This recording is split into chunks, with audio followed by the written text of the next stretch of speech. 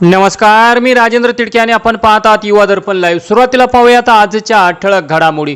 लाडकी बहीण योजनेतील अपात्र प्रस्तावांची होणार फेर तपासणी, पालकमंत्र्यांची ग्वाही, समिती स्थापन, पात्र महिलांना मिळणार न्याय। विधान परिषद इलेक्शन, वर्धा, पुणे, यवतमाळ, ठाणे आणि रायगड बिनविरोध तर 12 मतदारसंघात होणार चुरशीची लढत। विषारी दारू प्रकरणी कारवाईची मागणी, आमदार अंबादास दानवेंचे मुख्यमंत्र्यांना पत्र, ती मानवी हत्याचा असल्याचा केला आरोप। आणि दिल्ली हॉटेल आग प्रकरण, मालक म्हणाला जळत्या इमारती जळून घाबरून पळून गेलो, कोणालाही वाचवले नाही, काल 21 जणांचा गेला होता बळी। आणि आता बातमीपत्र बीड जिल्ह्याचं आणि राज्यातील इतर घडामोडींचं सविस्तर।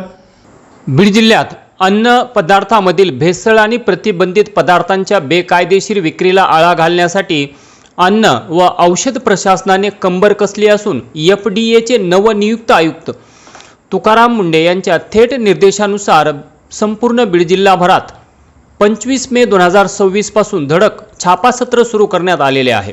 या कारवाईत आतापर्यंत लाखो रुपयांचा प्रतिबंधित गुटखा आणि मानवी आरोग्याला घातक ठरणारे मुदतबाह्य अन्नपदार्थ जप्त करण्यात आले आहे। बाजारात सणासुदीच्या काळात आणि दैनंदिन व्यवहारात होणारी अन्नपदार्थांची भेसळ रोखण्यासाठी अन्न सुरक्षा अधिकाऱ्यांची पथके विविध तालुक्यांमध्ये शहरासह ग्रामीण भागात तैनात करण्यात आली आहेत।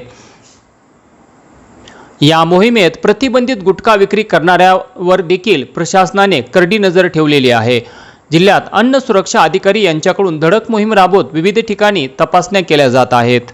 माननीय आयुक्त तुकाराम मुंडे साहेबांच्या निर्देशानुसार महाराष्ट्रभर जी कारवाई सुरू आहे त्यातील बीड जिल्ह्यामध्ये सुद्धा त्या पद्धतीत आमच्या विभागामार्फत कारवाई करण्यात येत आहे। आतापर्यंत अन्न विभागात केलेली कारवाईचा तपशील असा, आतापर्यंत 5 डेऱ्यामधून 7 दुधाचे नमुने घेण्यात आले। दुग्धजन्य पदार्थांमध्ये 20 नमुने विभागाचे अन्न सुरक्षा अधिकारी यांनी घेतलेले आहेत। तसेच तेलाबाबत सांगायचं तर माजलगाव शिरूर या ठिकाणाहून आतापर्यंत 2 दुकानातून 230 लिटर साठा जप्त झालेला आहे, ज्यामध्ये लूज आणि मिसब्रँडेड तेलाचा साठा होता। त्यानंतर वासनवाडी, बीड तालुक्यातील वासनवाडी येथील लस्सी उत्पादन केंद्रातून मुदतबाह्य अन्न पदार्थाचा वापर करून लस्सी उत्पादित करत असल्याचे निदर्शनास आल्याने 102 लिटरचा साठा जागेवर नष्ट करण्यात आलेला आहे। त्यानंतर केज तालुक्यामधील एका किराणा दुकानातून खजुराचा 56 किलो विक्रीस मुदतबाह्य झालेला साठा विक्रीस आढळल्यामुळे 16,800 किमतीचा साठा नमुने घेऊन तोही जप्त करण्यात आलेला आहे। त्यानंतर गुटख्या संदर्भात विभागाने महत्वाची कारवाई घेतलेली आहे। आतापर्यंत 3 ठिकाणी धाडी जप्ती झाल्या, त्यामध्ये तलवाडा, बीड शहर आणि वडवणी किराणा दुकानातून गुटखा जप्त करण्यात आलेला आहे आणि 3 गुन्हे या तलवाडा, बीड आणि वडवणी पोलीस स्टेशन मध्ये दाखल करण्यात आलेले आहे। सदरची कारवाई माननीय आयुक्तांच्या निर्देशानुसार आणि विभागाचे सहआयुक्त यांच्या मार्गदर्शनाखाली सुरू आहे। ही कारवाई आतापर्यंत झालेली आहे, यापुढेही सदर कारवाई अशीच कार्यरत आहे आणि माननीय आयुक्तांच्या निर्देशानुसार महाराष्ट्राच्या प्रत्येक जनतेला सुरक्षित अन्न, सुरक्षित औषध पुरवण्यासाठी आता विभाग मोठ्या प्रमाणात कामकाज किंवा कारवाया करत आहे। यातून मला जनतेला असं आव्हान द्यायचं आहे की आपणाकडे काही भेसळयुक्त अन्न पदार्थ किंवा अस्वच्छ अन्न पदार्थ अशी आपणास दिसून आले किंवा हॉटेल्स आहेत, किराणा दुकान आहेत, यात आपल्याला काही भेसळ आहे किंवा काही संशयास्पद वस्तू दिसत आहे तर आपण या विभागाशी संपर्क करावा। निश्चित माननीय आयुक्तांनी दिलेल्या निर्देशानुसार हे विभाग त्यामध्ये सुद्धा काम करणार आहे। तसेच या विभागामार्फत औषधी विभागात सुद्धा कामकाज केलं जातं, त्यामध्ये सुद्धा पतंजलीची जी आपण सर्वांनी ऐकलेली आहे, पतंजली संदर्भात जे कारवाई झाल्या त्यामध्ये सुद्धा आष्टी तालुक्यातून 5,000।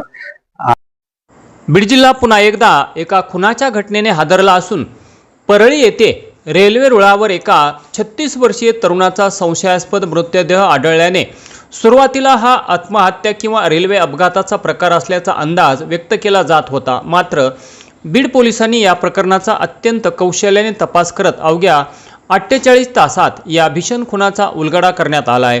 परळी शहरातील सरदारनगर भागात राहणाऱ्या अफजल खान उर्फ तोहीद पठाण वय 36 वर्षे या तरुणाची हत्या केल्याप्रकरणी पोलिसांनी त्याचे जवळचेच मित्र असणाऱ्या ऋषिकेश फड आणि गौरव व्यास यांना बेड्या ठोकल्या आहेत. या दोघांना ताब्यात घेऊन पोलिसांनी आपला पोलिसी खाक्या दाखवताच त्यांनी कट रचून हा खून केल्याची कबुली दिली आहे. मिळालेल्या माहितीनुसार मित्रांसोबत बाहेरगावी जात असल्याचे सांगून घरातून बाहेर पडलेल्या अफजल खानचा सलग 2 दिवस कुटुंबियांशी कोणताही संपर्क नव्हता. त्यामुळे सर्वजण चिंतेत असताना 2 दिवसानंतर परळीतील लेंडेवाडी शिवारातील रेल्वे रुळावर अचानक त्याचा मृतदेह आढळून आल्याने त्याच्या कुटुंबाला मोठा धक्काच बसला आहे. सुरुवातीला घटनास्थळाची परिस्थिती पाहता हा रेल्वे अपघात किंवा आत्महत्येचा प्रकार असल्याचा अंदाज व्यक्त केला जात होता. मात्र परळी पोलिसांना यात घातपाताचा संशय आल्याने त्यांनी तातडीने तपासाची चक्रे फिरवली. गुप्त माहितीच्या आधारे पोलिसांनी अफजलचे जवळचे मित्र ऋषिकेश फड आणि गौरव व्यास या दोघांना ताब्यात घेतले. परंतु सुरुवातीला या दोन्ही आरोपींनी उडवाउडवीची उत्तरे देऊन पोलिसांची दिशाभूल करण्याचा आटोकाट प्रयत्न केला. त्यानंतर पोलिसांनी परिसरातील CCTV फुटेज आणि मोबाईलचे तांत्रिक विश्लेषण केले असता या दोघांवरील संशय अधिकच बळावला. याच भक्कम तांत्रिक पुराव्यांच्या आधारे पोलिसांनी दोन्ही संशयितांना आपला पोलिसी खाक्या दाखवताच त्यांनी जास्त काळ तगमग न करता या गुन्ह्याची कबुली दिली. ऋषिकेश फड आणि गौरव व्यास या 2 मित्रांनी पैशांच्या देवाणघेवाणीवरून पूर्वनियोजित कट रचून अफजल याला बाहेरगावी जाण्याच्या बहाण्याने एका निर्जन स्थळी नेले. तिथे त्याच्या डोक्यात आणि अंगावर दगडाने जबर मारहाण करून त्याचा खून केला आणि त्यानंतर हा प्रकार अपघात किंवा आत्महत्या भासवण्यासाठी त्याचा मृतदेह रेल्वे रुळावर आणून फेकला. या गंभीर घटनेचा बीड पोलिसांनी अत्यंत कौशल्याने तपास करत अवघ्या 48 तासात छडा लावला. अफजलचे मित्र ऋषिकेश आणि गौरव यांना ताब्यात घेतले. पोलिसी खाक्या दाखवताच दोन्ही आरोपींनी गुन्ह्याची कबुली दिली असून मित्रांनीच केलेल्या या भयंकर विश्वासघातामुळे परळी शहरासह संपूर्ण जिल्हाभरात मोठी खळबळ उडाली आहे. दरम्यान या प्रकरणी राष्ट्रवादी काँग्रेसचे नेते शेख मुजीब यांनी अत्यंत गंभीर आरोप केले असून तौहीद खान या तरुणाची अत्यंत अमानुषपणे झालेली हत्या अतिशय निंदनीय असून या हत्येमागे आर्थिक व्यवहार हे कारण असूच शकत नाही. केवळ जातीय द्वेषातून ही हत्या झाल्याचे म्हटले आहे. त्यामुळे आरोपी अटक झाले म्हणून पोलिसांनी या प्रकरणाचा तपास थांबवू नये. सदरील हत्या प्रकरणाची वरिष्ठ अधिकाऱ्यांमार्फत सखोल चौकशी करावी. हत्या झाल्यानंतर सोशल मीडियावर व्हायरल झालेल्या व्हिडिओची पडताळणी करून मारेकरी ज्या व्यक्तीशी संभाषण करत आहे त्याचीही चौकशी करण्यात यावी. तसेच या प्रकरणामागे कोणी मास्टरमाइंड आहे का याचाही शोध घ्यावा आणि तौहीदच्या मारेकऱ्यांना परळीच्या भर चौकात उभे करून शिक्षा देण्यात यावी अशी मागणीही शेख मुजीब यांनी केली आहे. तसेच या प्रकरणी उद्या दिनांक 6 जून रोजी शेख मुजीब हे पोलीस अधीक्षक यांची भेट घेऊन निवेदन देणार असल्याचेही समजते. आणि याचबरोबर आजचं बातमीपत्र संपलं. उद्या पुन्हा भेटू काही नव्या आणि ताज्या घडामोडींसह. तोपर्यंत पाहत राहा युवा दर्पण लाईव्ह चॅनल. लाईक करा, सबस्क्राईब करा आणि खाली दिलेल्या बेल आयकॉनला प्रेस करा. तोपर्यंत नमस्कार.